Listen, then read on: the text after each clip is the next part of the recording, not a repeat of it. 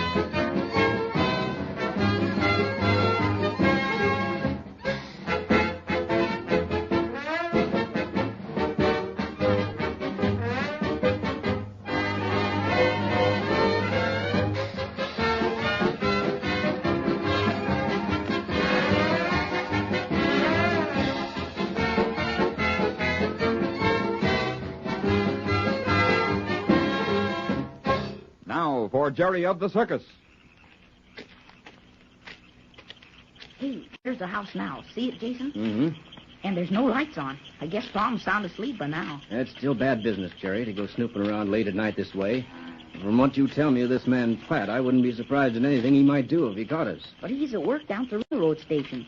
He won't come home until he gets through, and that's hours from now. Just the same, I'd hate to get caught. Well, what do you think he'd do if he did catch us? That's hard to say. He might have a gun and, in his excitement, decide to use it. Oh, no. Well, you can't tell. Well, we'll hurry and see what we can find out and then get out. What do you expect to find?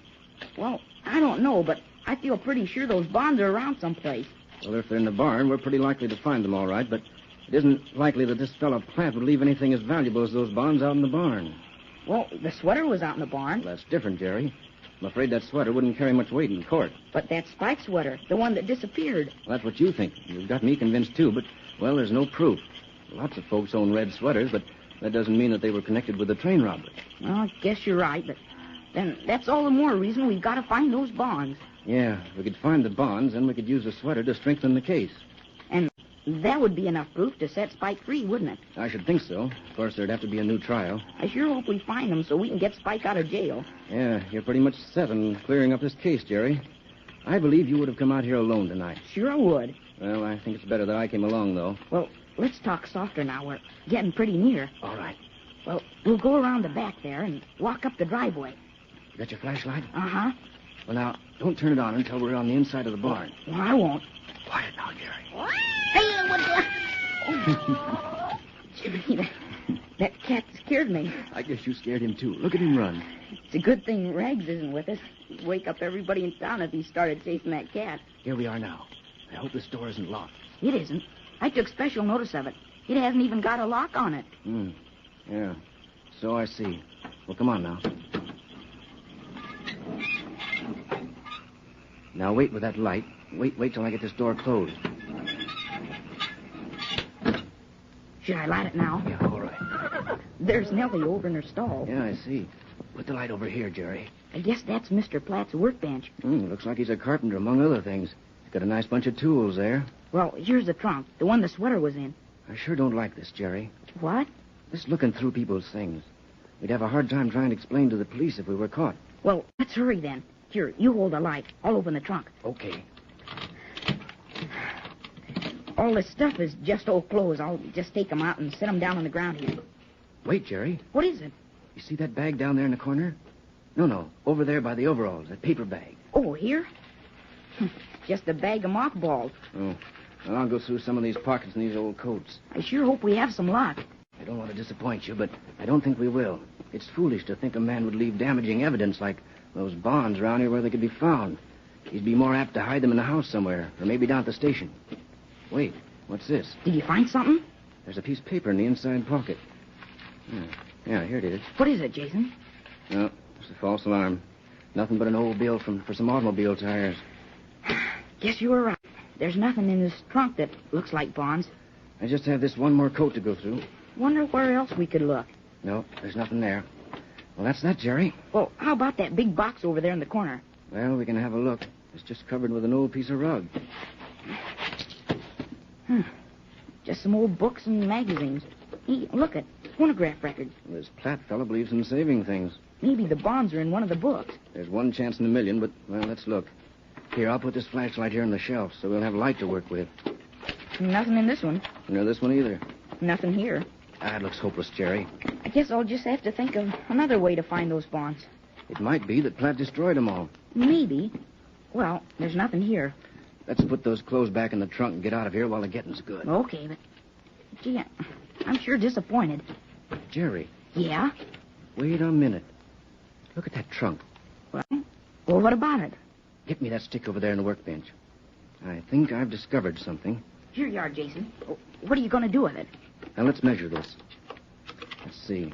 Up to here on the inside. What are you talking about, And Jason? up here on the outside. Oh. Yep, that's just what I thought. Jerry, this trunk has a false bottom.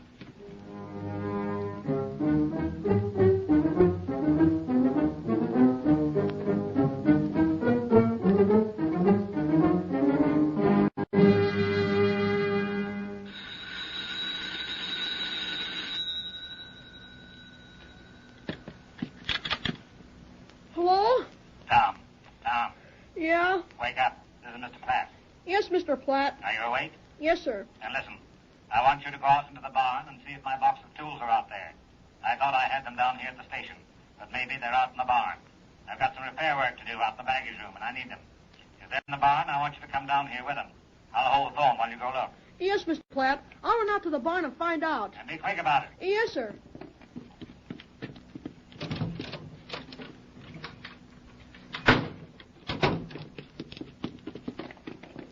Mr. Platt! Mr. Platt! Well, what? There's a light in the barn, Mr. Platt. It's moving around. What? Yes, sir. There's someone in the barn. I saw the light just as I started out the door. You sure you're not dreaming? Oh, no, sir. I'm sure there's someone out there. Then listen. Get this straight now. Yes? In the second drawer of my bureau, in the back under some handkerchiefs, is my gun, an automatic pistol. Get it out and be waiting for me out in front of the house. Yes, sir. I'm leaving right away, and I'll be there in a few minutes. Yes, sir. And keep your eye on the barn. If they should go before I get there, find out who they are. Try to get a good look at who it is. All right, Mr. Platt. I will. I'll be there in less than 5 minutes.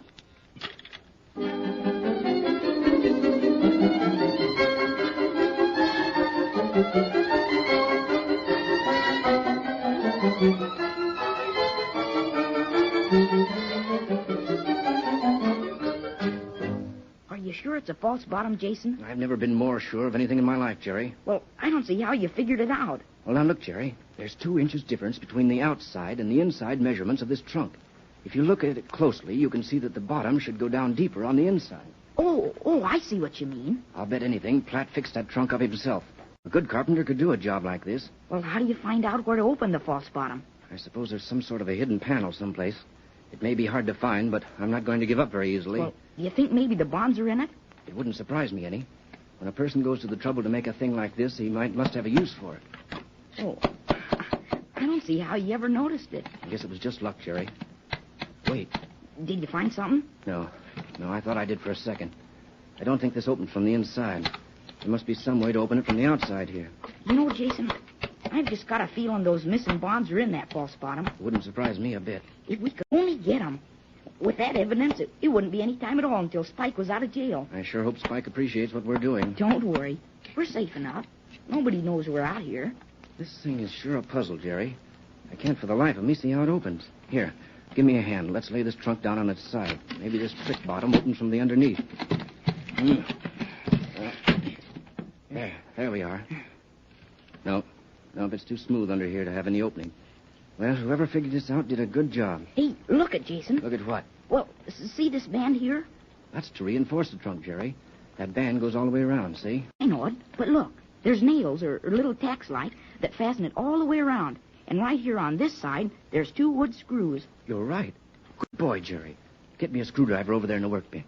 Well, I'll see if there is one. You've got a great pair of eyes on you, Jerry. You've most likely discovered the opening to the false bottom just by noticing a little detail like this. Well, Jason, here's a screwdriver. Do you think it's big enough? Just a ticket, Jerry. Now hold this light while I go see about getting this band loose so we can have a look at what's under it. I got it. Hold the light a little closer, Jerry. Yeah. There, that's better. Are you getting it loose? Yep. Only be a minute now. Hey, listen, Jason. It's a car. And it's close, Jerry. Put out that light quick. Wait, I'll look through the crack in the door. Hurry, Jerry. Hey, it's Mr. Platt. And Tom's with him. They're coming up the driveway. There now. Get that screw back in tight. At least they won't know we've been on to the false bottom. Well, what do we do? What do we do, Jason? There's nothing we can do, Jerry. We're trapped. That door is the only way out. Now, just let me do the talking. Maybe I can talk our way out of this little scrape. Well, he might shoot us. We're taking a chance on that, Jerry. Who's in here? Who's in here, I say? Hello, Mr. Platt. I don't know that voice. Throw your gun over here by the door. I have no gun. Then walk over here. But keep your hands over your head. I'll find out if you're armed or not. Okay, yes, Keep your hands up now. Remember, I got you covered. One funny move and this gun goes off. Yeah, good thing for you haven't got a gun. Light that lantern, Tom. Yes, sir. Huh. So, Jerry! your nice circus friends. The ones you've been telling me are such fine people. Thieves, burglars, that's what they are. Now, we can explain everything, Mr. Platt. I don't think there's any use of that. I can see by the way those clothes are thrown around that you've been going through that trunk. Well, I can explain that, too. Never mind. I don't want to hear your story. You can save it and tell it to the police. The police? Quiet, Jerry. Give me that lantern, Tom. You go in the house and telephone the police. Tell them to hurry right out here. Tell them I'm holding a couple of thieves in the barn. Run now. Hurry. Yes, sir. You'll learn to break into people's property and ransack trunks. You'll have a long time to think about this once you get in jail. Maybe you're being a little bit hasty, Mr. Platt. No, I don't think so. You might be sorry for this. Steve Platt is never sorry for anything he does. And keep your hands up. I won't stand for any funny business. We just came out here to... Never mind, Jerry. Mr. Platt doesn't want to hear our story. That's what it would be, all right, a story. No, I don't care to hear it. And I don't think the police will take much stock in it either when they get a look at that trunk laying there open. I got you dead to rights. And you'll do a nice long stretch, too. You can count on that. What do we do, Jason? We won't do anything right now, Jerry. But when we get down to the police station, I'll... Quit your talking. And stand still. I might get nervous and pull this trigger. I got the police, Mr. Platt. They'll be right out. They're coming right out now.